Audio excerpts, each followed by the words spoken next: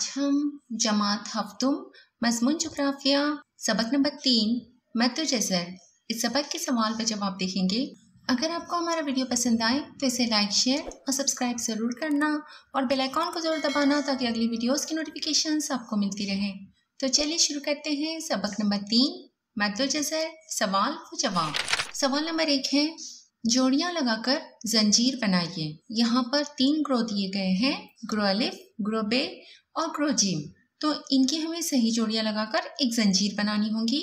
तो इसके जवाबात हैं, नंबर 1 मौजे, हवाएं, जलजले और आतिशफिशा के फटने से भी पैदा होती हैं। तो तीनों में से एक एक लफ्ज और जुमला लेकर हमें इस जंजीर को मुकम्मल करना होगा। नंबर 2 मरकज बुरेज कुव्वत, जमीन की महवरी गर्दिश शय बाहर की जानिब फेंकी जाती है। नंबर 3 सकली कुव्वत, चांद, सूरज और जमीन के मरकज की जानिब अमल करती है। नंबर 4 मध्य अकबर, अमावस, इस दिन सबसे बड़ा मद होता है। और नंबर 5 मध्य असगर, तरबीब, चांद और सूरज की कुव्वतें एक दूसरे की मुखालिफ सिमतों में अमल करती हैं। अब सवाल नंबर 2 है, जोग्राफियाई वजूह बयान कीजिए।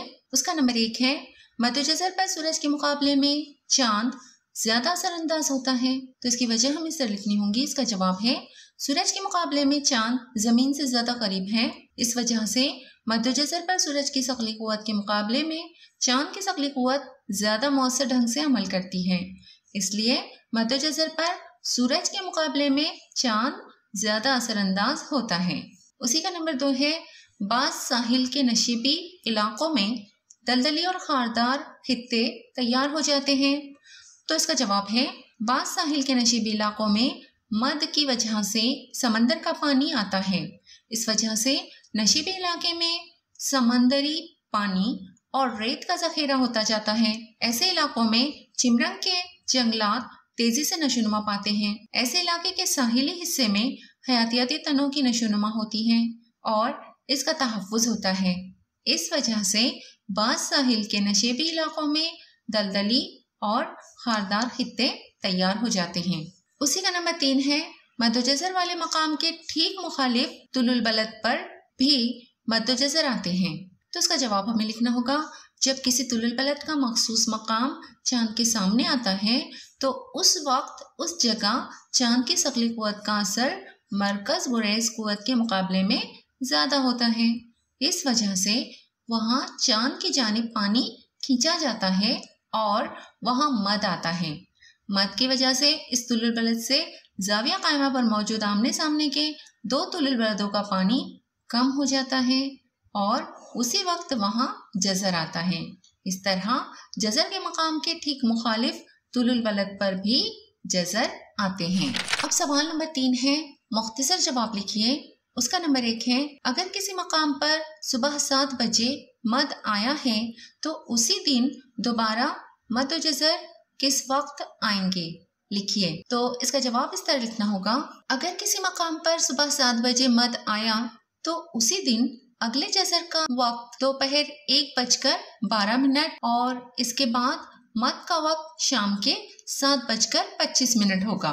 उसी का नंबर 2 है, जिस वक्त मुंबई यानी 73 दर्जे मशरक़ी तुलुल बलद में जुमेरात के दिन दोपहर 1 बजे मद आता है तो उसी वक्त किसी दूसरे तुलुल बलद पर मद आएगा। इसकी क्या वजह होगी? तो इसका जवाब इस तरह लिखना होगा, जिस वक्त मुंबई 73 दर्जे मशरक़ी तुलुल बलद में जुमेरात के दिन दोपहर 1 बजे मद आता है तो उसी वक्त 107 दर्जे मगरबी तुलुल बलद पर मद होगा। और इसकी वजूहात इस तरह है। इसकी पहली वजह है, जमीन पर जिस जगह मद या जज़र आता है उसके मुखालिफ मकाम पर उसी वक्त बितरतीब मद या जज़र आता है। और दूसरी वजह है, 73 दर्जे मशरक़ी तुलुल बलद के मुखालिफ जानिब 107 दर्जे मगरबी तुलुल बलद है। अब उसी का नंबर 3 है, मौजों के पैदा होने के असबाब बताइए। तो उसका जवाब लिखना होगा, मौजों के पैदा होने का खास सबब हवाएं हैं।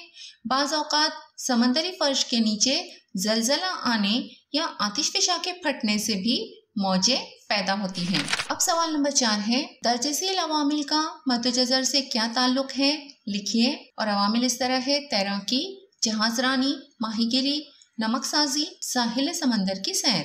तो इन अवामिल पर मद्दुजज़र का क्या असर होता है या इन अवामिल का मद्दुजज़र से क्या ताल्लुक है वो हमें लिखना होगा। तो इसके जवाबात इस तरह हैं। सबसे पहले तैराकी, मद्दुजज़र के वक्त के बारे में मालूमात लेकर तैराकी के लिए जाना मुनासिब होता है।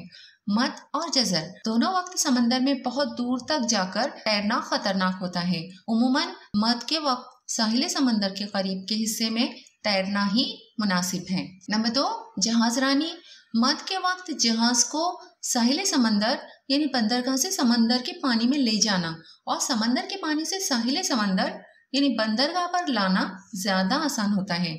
इसी वजह से मद के वक्त की मालूमात हासिल करके जहाजरानी की जाती है। नंबर 3, माहीगिरी। मद के पानी के साथ बड़े पैमाने पर मछलियां समंदर के साहिली हिस्से और खाड़ी के हिस्से में आती हैं।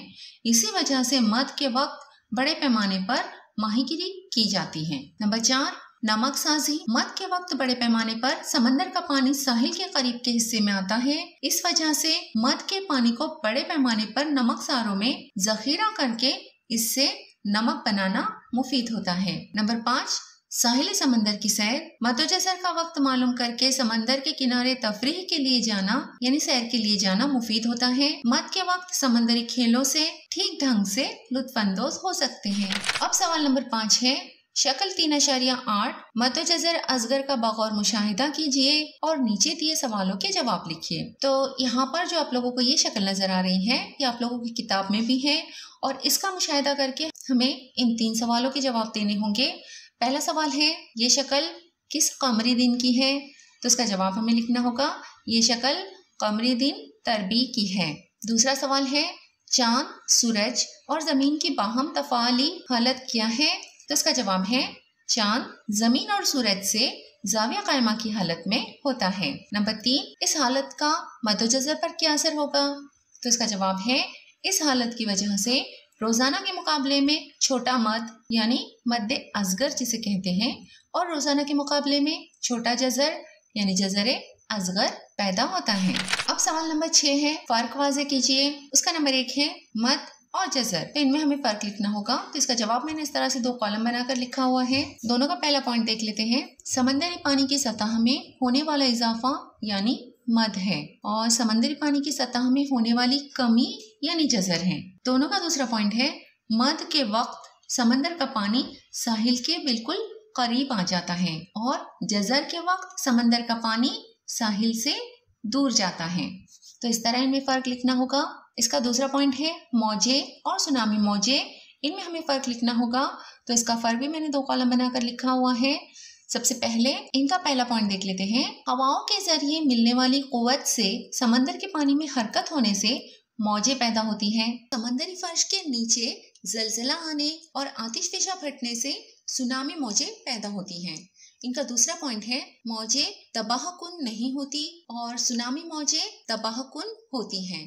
तो इस तरह से इन दोनों के फर्क को जाहिर करना होगा। अब सवाल नंबर 7 है, मद्दुजज़र के फायदे और नुकसानात लिखिए। तो इसका जवाब इस तरह लिखना होगा, मद्दुजज़र के फायदे और नुकसानात दर्जसील हैं।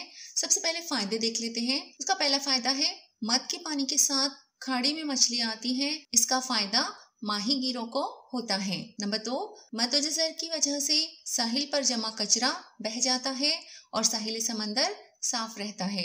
नंबर 3, मद्दुजज़र की वजह से बंदरगाहों में कीचड़ जमा होने नहीं पाता। नंबर 4, मद के वक्त जहाजों को बंदरगाह में ला सकते हैं।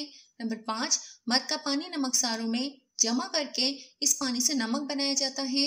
नंबर 6, मद्दुजज़र के अमल से बिजली पैदा की जा सकती है। और नंबर 7, मद्दुजज़र की वजह से साहिली इलाकों में चिमरंग के जंगलात और साहिली इलाकों में हयातियाती तनो नशोनुमा पाता है और इनका तहफ़्फ़ुज़ भी होता है। अब इसके नुकसानात देख लेते हैं। मद्दुजज़र के वक्त सही अंदाजा न होने से समंदर में तैरने के लिए जाने वाले अफराद हादसे का शिकार हो सकते हैं। तो मद्दुजज़र के फायदे ज्यादा हैं और नुकसानात कम है। तो उम्मीद है आप लोगों को इस सबक के तमाम सवालों के जवाब अच्छी तरह समझ में आ गए होंगे। अगली वीडियो में फिर मिलते हैं। अल्लाह हाफिज।